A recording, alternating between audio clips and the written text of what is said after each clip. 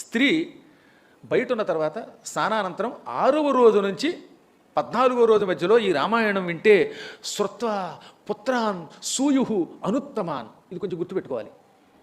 రజస్వలానంతరం అంటే బయట ఉన్న తరువాత ఈ రామాయణం వినాలి.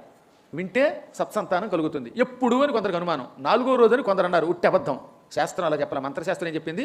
స్నానానంతరం 6వ రోజు నుంచి 14వ రోజు మధ్యలో కనుక శ్రద్ధతో ఈ రామాయణమును విన్నా లేక చదివినా ఆ స్త్రీ ఉత్తమోత్తముడైన పుత్రుణ్ణి పొందుతుంది. వాడి మంచి కుర్రాడు కొలుగుతాట. తల్లి మాట వినేవాడు, తండ్రి మాట వినేవాడు, బాగా చదువుకునేవాడు, అటువంటి కొడుకు కలగడం మనకి లాభం తప్ప 10 సార్లు డింకీలు కొట్టి చదువు లేకుండా మోసం చేసేవాడు, వ్యసనాలు పాలైన కొడుకు వల్ల ఏం లాభం. కాబట్టి మంచి పిల్లవాడు కావాలంటే ఈ పని చెయ్యాలి. ఒకవేళ చదవలేం, అప్పుడేం చేయమన్నారు? ఈ పుస్తకాన్ని ఇంట్లో పెట్టి పూజయంశ్చ పఠంశ్చేమం ఇతిహాసం పురాతనం సర్వపాపాత్ ప్రముచ్యేత దీర్ఘమాయురవాప్నుయాత్. చదివితే చాలా గొప్పదే. కనీసం చదవలేకపోయినా ఈ పురాతన గ్రంథాన్ని ఇంటిలో పెట్టుకుని పూజించినా చాలు. సర్వ పాపాల నుండి విముక్తి పొందుతాడు, దీర్ఘాయువు పొందుతాడు, అన్ని రకాల లాభాలు కలుగుతాయి.